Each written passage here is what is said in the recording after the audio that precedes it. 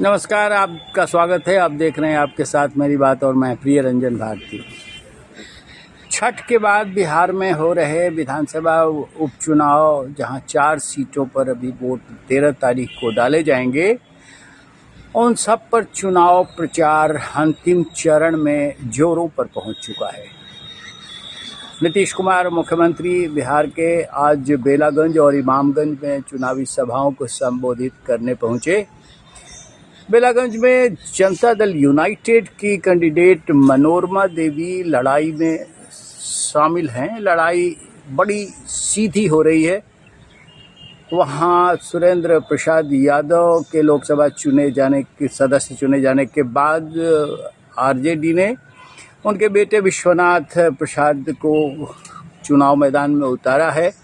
मनोरमा देवी हैं और प्रशांत किशोर की पार्टी के एक मुस्लिम कैंडिडेट मैदान में हैं। मुसलमानों का बड़ा जोर है, वो प्रशांत किशोर की पार्टी की तरफ आकर्षित होते दिख रहे हैं।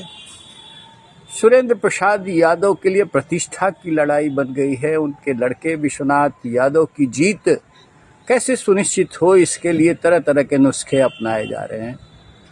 मनोरमा देवी के पक्ष में जो ध्रुवीकरण हो रहा है, उसको और बूस्टअप करने के लिए आज नीतीश कुमार ने सभा की और उन्होंने अपने कार्यकाल में हुए कार्यों का जिक्र करते हुए एनडीए को जिताने की अपील की। उनकी सभा में बड़ी जबरदस्त भीड़ जुटी है। ये रिपोर्ट बताती है कि मनोरमा देवी सीधे संघर्ष में हैं। अगर राष्ट्रीय जनता दल की मुश्किलें बढ़ी है तो मुस्लिम कैंडिडेट के मैदान में आ जाने से, और दूसरा मनोरमा देवी भी उस MY समीकरण से बिलोंग करती है, यानी वो भी यादव समाज की हैं, तो निश्चित रूप से वोटों का ध्रुवीकरण यादव समाज का भी टूटेगा और एक छत्र राज जैसा रहता है राष्ट्रीय जनता दल का, वो रह पाने की सूरत बनती हुई नहीं दिखाई दे रही है। मुस्लिम कैंडिडेट प्रशांत किशोर की ओर से खड़ा किए जाने के बाद अब राष्ट्रीय जनता दल के लिए मुश्किलें और भी बढ़ी हैं, क्योंकि प्रशांत किशोर की पार्टी मुसलमानों को भी अपनी तरफ बड़ी तेजी से आकर्षित करती हुई दिख रही है। लड़ाई बड़ी रोचक है, मुकाबला बड़ा दिलचस्प हो गया है। आज लक्ष्मीपुर गांव में जब एक नुक्कड़ सभा शहाबुद्दीन के बेटे ओसामा शहाब कर रहे थे, तब उन्होंने विश्वनाथ यादव की गलतियों को माफ़ कर देने की लोगों से अपील की। अपनी सभा के दौरान जब ओसामा ने अपील की तो एक युवक ने ज़बरदस्त विरोध किया, कहा कि नहीं माफ़ करेंगे। देखा गया कि लोगों ने उसे भीड़ से अलग किया, एक घर में ले गए और उसकी जमकर पिटाई की गई है। पिटाई से लहूलुहान। इसका वोटों पर असर पड़ सकता है। मुस्लिम कैंडिडेट के पक्ष में जो ध्रुवीकरण प्रशांत किशोर की पार्टी की तरफ आकर्षित हो रहा है, उसमें खलल डालने के लिए राष्ट्रीय जनता दल ने ओसामा का प्रयोग किया था। लेकिन ओसामा की जनसभा यानी नुक्कड़ सभा में जिस तरह से ये हादसा हुआ है, जिस तरह से लोगों ने उसकी पिटाई की है, हालांकि बीच बचाव करने के बाद उसे सुरक्षित कर लिया गया, लेकिन इसका भी गलत संदेश मुस्लिम समाज के वोटरों में जा सकता है और आसार है कि मुस्लिम वोटों का ध्रुवीकरण और तेज बढ़ सकता है। ये खतरनाक है राष्ट्रीय जनता दल के लिए। लेकिन मैं बात कर रहा हूँ नीतीश कुमार की। नीतीश कुमार लगातार अपनी सभाओं में और अपने कार्यक्रमों में बराबर वो अजीबोगरीब तरह की बातें, कभी हरकतें इस तरह से कर देते हैं, लेकिन आज बड़ी सधी हुई बात उन्होंने कही और एनडीए कैंडिडेट के जिताने की पक्षधरता के साथ अपनी बातें रखी है। बेलागंज के साथ साथ इमामगंज में भी उन्होंने अपनी सभा की और इससे पहले वो तरारी में भी अपनी जनसभा कर चुके हैं। अब देखना ये है कि नीतीश कुमार के वोटों का ध्रुवीकरण उनकी सभाओं से कितना प्रभावित होता है। वाकई पिछले 18 वर्षों में नीतीश कुमार के कार्यकाल में जिस तरह से काम हुए हैं, चाहे महागठबंधन की सरकार रही हो या फिर एनडीए की सरकार, काम तो हुए हैं और काम वैसे हुए हैं जो कभी पहले के आरजेडी और कांग्रेस के शासनकाल में नहीं हुए थे। कांग्रेस का शासन काल तो पहले 80 के दशक के साथ साथ खत्म हो गया, लेकिन उसके बाद से राष्ट्रीय जनता दल का जिस तरह से उदय हुआ है, कांग्रेस पिछलक्कू होकर बनकर रह गई है। लेकिन राष्ट्रीय जनता दल और कांग्रेस यानी महागठबंधन की सरकारें जब जब रही है, तब तक बिहार में एक बड़ा अजीबोगरीब माहौल रहा है। विकासात्मक अभियान तो नहीं के बराबर चले, केवल उपद्रव, मारकाट और हत्याएं और दूसरे तरह के आपराधिक वारदात होते रहे, जिसके लिए ये बदनाम रही है सरकारें। जंगल राज का नाम दिया जाता रहा है। लेकिन अब वो राष्ट्रीय जनता दल के साथ जाने में लोगों के अंदर एक खौफ है और उस खौफ का असर भी है। लेकिन दूसरी तरफ अब प्रशांत किशोर की जनसुराज पार्टी ने मोर्चा संभाला है और इनका दावा है कि ये अर्श पर रहेंगे या फर्श पर।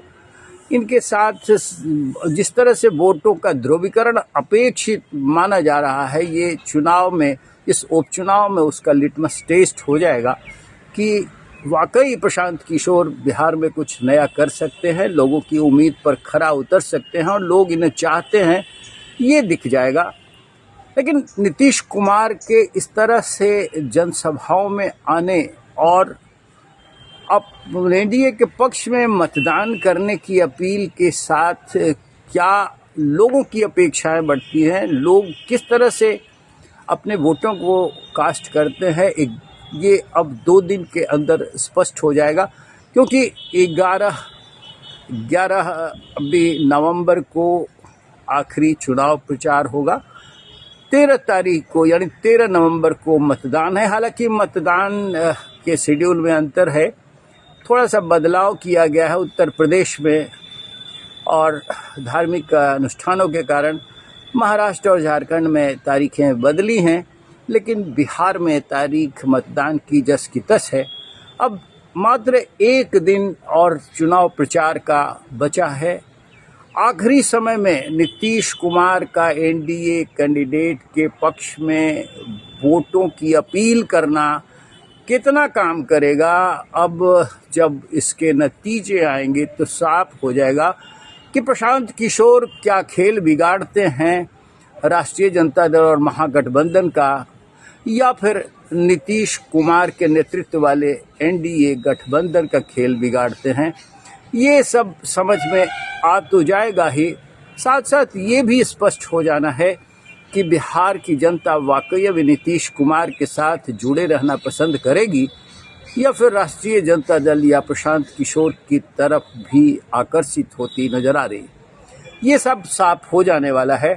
और इसके साथ साथ ये कयास भी लगाए जा रहे थे कि उपचुनाव के नतीजे कुल मिलाकर के आगे अगले साल होने वाले विधानसभा के जो चुनाव होंगे उसकी एक वानगी प्रस्तुत करेगा, उसका नैरेटिव सेट कर देगा। अब देखना खास रूप से ये महत्वपूर्ण हो जाएगा कि चुनाव के नतीजे किस दिशा में जाते हैं और क्या नैरेटिव सेट करते हैं, क्या नतीजे आते हैं, जिसका लोगों पर असर होगा। अगले चुनाव तक उसकी चर्चा होगी और चुनाव अब जब पूर्ण रूप से विधानसभा का अगले साल होगा तो उस चुनाव अभियान के साथ साथ ये बातें कैसे हवा में तैरते हुए लोगों तक पहुंचती है, ये भी देखना महत्वपूर्ण हो जाएगा।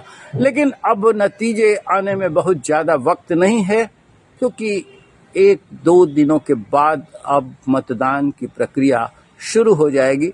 लोग वोट डालेंगे, फिर निश्चिंत हो जाएंगे, नतीजों की राह देखेंगे, नतीजे आएंगे तो सब कुछ साफ हो जाएगा, जैसा मैं आपसे साझा कर रहा हूँ। और आपसे हम उम्मीद भी करते हैं, बार बार यही अपील करते हैं कि आपको हमारे वीडियो पर, हमारे विश्लेषण पर कितना मज़ा आता है या फिर कितनी बारीकी से अपनी बात आप मुझसे तालमेल बिठा पाते हैं, इसका अनुभव हमें साझा करें कमेंट बॉक्स में। साथ साथ ये भी कि अगर आप हमारे चैनल के साथ अब तक नहीं जुड़ पाए हैं तो कृपया अभी से जुड़ जाइए, बने रहिए हमारे साथ, देखते रहिए आपके साथ मेरी बात। मिलते हैं फिर, नमस्कार।